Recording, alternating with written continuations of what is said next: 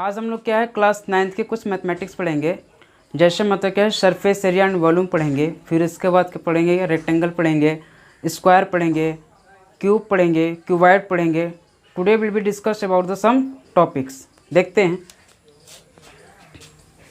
देखिए आज हम लोग पढ़ते हैं रेक्टेंगल पढ़ते हैं।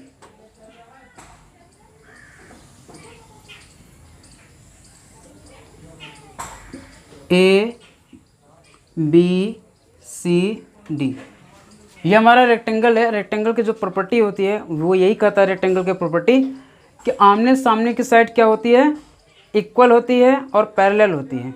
It means two pair of lines equal and parallel होती हैं। A B is equal to D C and A D is equal to B C. It can be written form A B is equal to D C and AB is parallel to DC, AD is equal to BC and AD is parallel to BC। तो इसकी property यही चीज़ होती है और इसमें क्या होता है दो डायगोनल होते हैं। There are two diagonals in rectangle.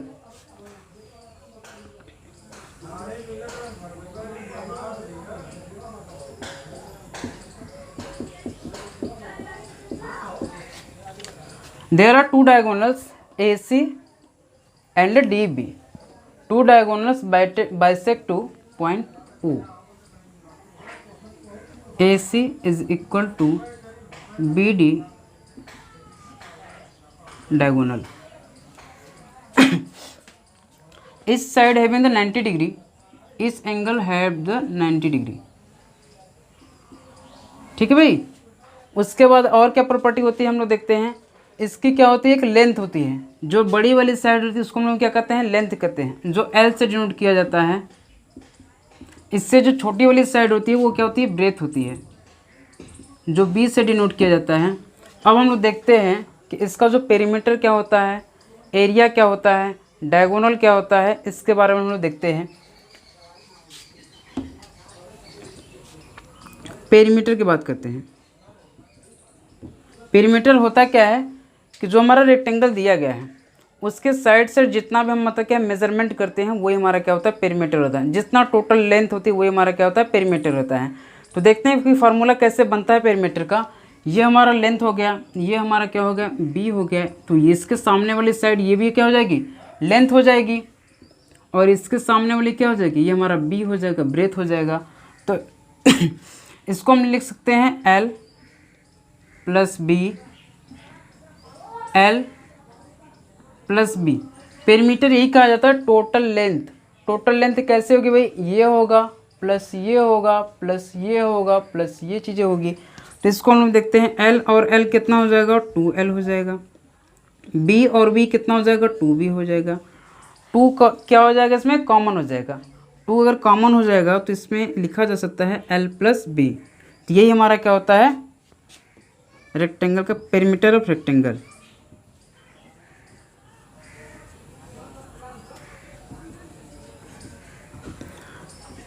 इस तरह से ये फार्मूला निकलता है। देखते हैं, अगर हम यहाँ पर मान लो क्या है कि 20 सेंटीमीटर ले लिए, यहाँ पर क्या है 15 सेंटीमीटर ले लिए। अब इसमें क्या है फार्मूले में पुट करते हैं 20 सेंटीमीटर प्लस 15 सेंटीमीटर, यहाँ पर ऐड कर देंगे तो टोटल कितना हो जाएगा, 35 सेंटीमीटर हो जाएगा। इसका मल्टीपल कर लेंगे तो कितना हो जाएगा, 70 सेंटीमीटर हो जाएगा। इसकी यूनिट हमेशा क्या होगी, हमेशा सेंटीमीटर में होगी, मीटर में होगी, और इसके बाद क्या हो जाएगा, डेसीमीटर में होगा।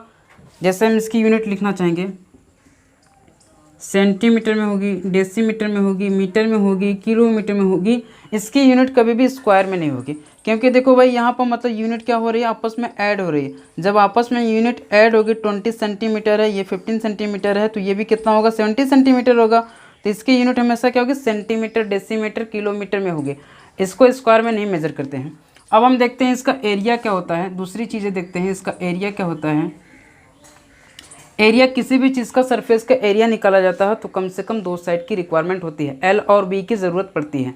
तो एल देखते हैं, जितना दिया हुआ है एरिया कितना होता है, एल इंटू बी होता है। तो एल कितना दिया है, 20 सेंटीमीटर दिया हुआ है। बी कितना है, 15 सेंटीमीटर दिया हुआ है।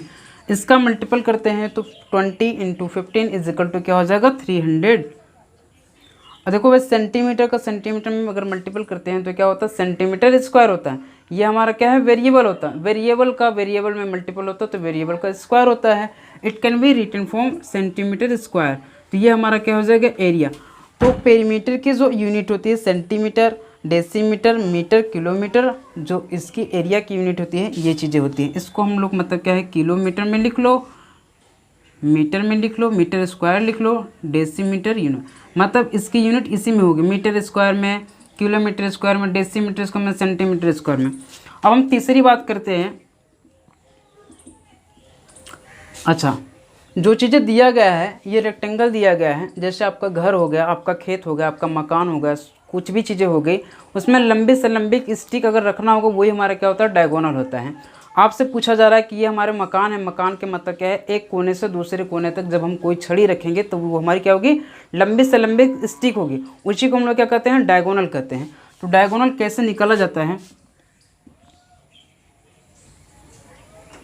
डी से डिनोट किया जाता है, इसको हम लोग क्या कहते हैं, डायगोनल। डी से मेजर करते हैं। देखिए ये हमारा राइट एंगल ट्रेंगल बन रहा है, एक ट्रेंगल बन रहा है D B C. Pythagoras theorem apply होगा यहाँ पर। पैथागोरस थ्योरम अप्लाई होगा तो क्या होगा, एल का स्क्वायर बी का स्क्वायर होगा, इक्वल टू क्या होता है, इसको एच कहते हैं, हाइपोटेनस कह लो या फिर डी ही कह लो। डी का स्क्वायर इक्वल टू क्या होता है, एल का स्क्वायर प्लस बी का स्क्वायर। तो डी हमको निकालना है, डी का स्क्वायर इक्वल टू एल कितना दिया हो भाई, 20 सेंटीमीटर, 20 सेंटीमीटर का स्क्वायर प्लस कितना हो जाएगा, बी का square 15 centimetre square. D equal to क्या हो जाएगा, अंडर रूट हो जाएगा 400 प्लस कितना 254। अब डी इक्वल टू कितना हो जाएगा, 625 हो जाएगा centimetre square. D equal to कितना हो जाएगा, 25। ये किसका स्क्वायर रूट होता है, 625, 25 का होता है, 25 का। इसका मतलब जो डायगोनल हो गया 25 सेंटीमीटर हो गया। समझ आ रही भाई। अच्छा, अब इसमें क्या पूछा जा रहा है आपसे, डायगोनल पूछा जाएगा। तो डायगोनल के लिए फार्मूला यही होता है, अंडर रूट होता है एल स्क्वायर प्लस क्या होता है, बी स्क्वायर होता है, डी इक्वल टू। यहाँ से फार्मूला पता चला गया, अब यहाँ से ये चीज़ें पता हो जा रही है। ठीक है, ये हमारा क्या हो गया रेक्टेंगल हो गया। रेक्टेंगल के बाद अगर ये चीज़ें समझ में आई या फिर हम इसको रिवाइज करें, इसके बाद हम लोग का अगला टॉपिक रहेगा स्क्वायर रहेगा।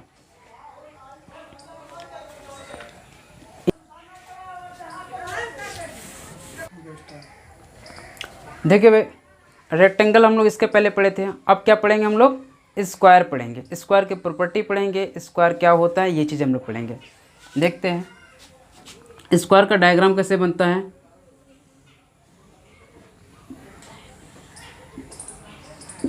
ए बी सी डी। स्क्वायर की पहली प्रॉपर्टी क्या होती है, ऑल साइड्स आर इक्वल होती हैं। It means A B is equal to B C, B C के बाद फिर क्या होगा, C D is equal to B C is equal to C D, C D is equal to A B. It can be so A B is equal to B C, B C equal to D C, D C equal to D A. इसका मतलब है कि ये side हमारी ए हो गई, ये भी साइड हमारी ए हो जाएगी, ये भी साइड हमारी ए हो जाएगी, ये भी साइड हमारी ए हो जाएगी। इसमें क्या होते हैं, all sides equal and opposite and equal and parallel to each other. जैसे मतलब क्या है कि ए बी क्या है, पैरेलल डी सी के हैं, बी सी किसके पैरेलल है, ए डी के हैं। इसमें हम लिख सकते हैं ए बी पैरेलल है किसके, डी सी के हैं, और ए डी किसके पैरेलल है, बी सी के हैं। और इसमें भी क्या होते हैं, दो डायगोनल होते हैं।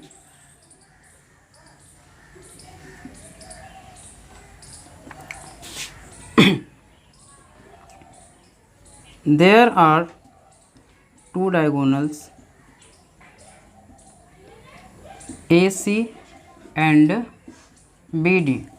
इसकी एक और प्रॉपर्टी होती है, diagonal bisect to each other at a 90 degree. इसका जो एंगल होता है 90 डिग्री होता है, ये भी क्या होता है 90 डिग्री होता है, ये भी क्या होता है 90 डिग्री होता है। ये कितना डिग्री होता है 90 डिग्री पर, ये क्या है मान लो O हो गया। डायगोनल बाइसेक्ट टू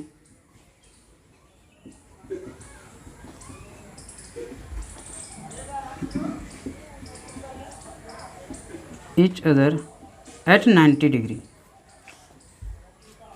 अच्छा, इसका पेरीमीटर देखते हैं क्या होता है। पेरीमीटर ऑफ स्क्वायर,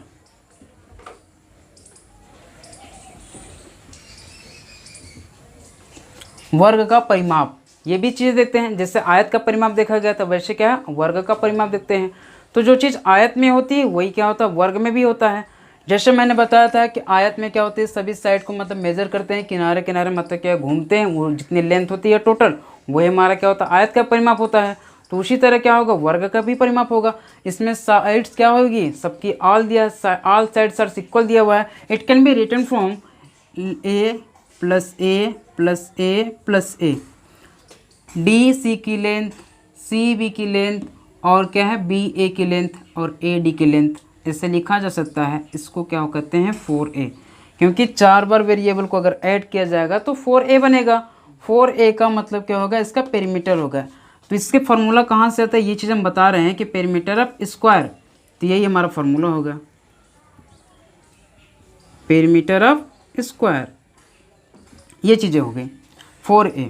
इसकी यूनिट हमेशा क्या होगी पेरीमीटर के, जैसे मतलब कि सेंटीमीटर में जो चीज़ें रहेगी सेंटीमीटर में होगा, या तो मीटर में होगा, या तो किलोमीटर में होगा, या तो डेसीमीटर में होगा। स्क्वायर में नहीं होगी इसकी यूनिट। जैसे परिमाप आयत के निकाले थे उसी तरह मतलब वर्ग का परिमाप है, तो वही चीज़ें होंगी। अब हमको क्या निकालना है, तीसरी बात, इसका दूसरा फार्मूला देखते हैं कि area of square, area of square किसी भी चीज़ के लिए एरिया के लिए क्या L इंटू बी हम लोग परिमाप में पढ़े थे। तो इसका मतलब है कि इसका L और B क्या है, दोनों समान है। जब L और B दोनों समान है तो इसको हम क्या लिख सकते हैं, A इंटू ए। इसका जो एरिया होगा क्या होगा, A स्क्वायर होगा। देखते हैं, अगर हम कोई वैल्यू ले लेते हैं, सपोज दैट क्या है, A की वैल्यू क्या है, मान लो आप 35 सेंटीमीटर दिया हुआ है, तो B की भी वैल्यू होगी जो इसका लेंथ होगा, लेंथ और ब्रेथ, इसका मतलब ऑल साइड्स इक्वल होती है, तो ये भी कितना होगा, 35 सेंटीमीटर होगा। ये भी क्या होगा, 35 सेंटीमीटर होगा, ये भी 35 सेंटीमीटर होगा।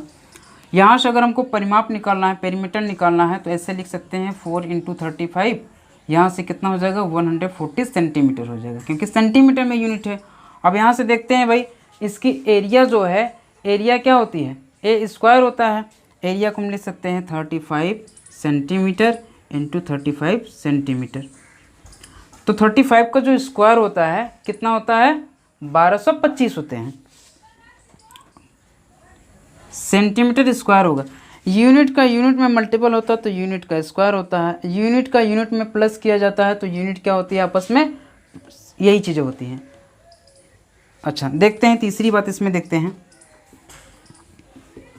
जिस प्रकार से हम लोग देखे थे रेक्टेंगल में डायगोनल निकाल लेते हैं, उसी तरह मतलब क्या है, स्क्वायर में भी डायगोनल होता है। तो स्क्वायर का डायगोनल होगा, हम लोग बोले थे पाइथागोरस थ्योरम से, पाइथागोरस थ्योरम यही कहता है कि √d, ये भी हमारा क्या होगा, डायगोनल हो जाएगा, d हो जाएगा।